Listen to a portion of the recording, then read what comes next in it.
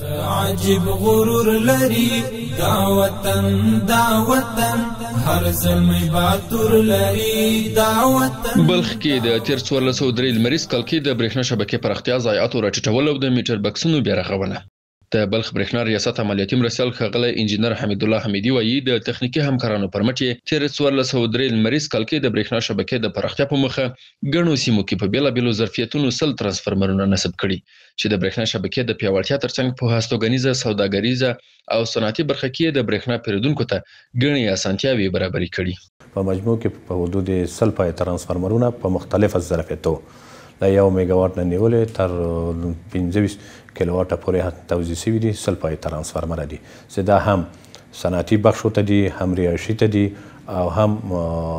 بلند منزلو ته دي. د ښاغلي حمیدي په وینا بلخ برېښنا شبکه له 190,000 زیات پیرودونکي لري چې د تیر لمریز کال په دوام د برېښنا شبکې نوي کولو، شپنیو څارنو، برېښنا غیر قانوني کارونې مخنیوي او تخنیکي ستونزو پر وخت حل سره یې د برېښنا ضایعات 11.8 سلنې ته راټیټ کړي. او سطح که وګورو زموږ ضایعات 11.8% دی.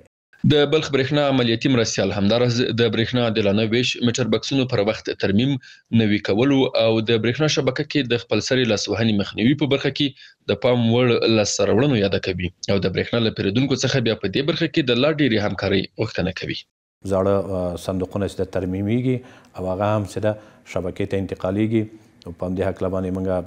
قلفونه هم د خریداري کړي، تقریبا 6,000 قلفه دي چې موږ دا صندوقونه باید قلف ولري او موږ په دې هکله باندې هغه د متعدده جلسې درلودلې له وکیلان د ګذر او د هغو سره چې په دغه پروسه کې په حفظ مراقبت شبکې کې او د صندوقو په هغه کې او د برېښنا د تجهیزاتو په ساتنه کې له موږ سره همکاري وکړي. بلخ برېښنا ریاست د برېښنا شبکې د پراختیا او سیستمونو د عصري کولو او پیاوړتیا ترڅنګ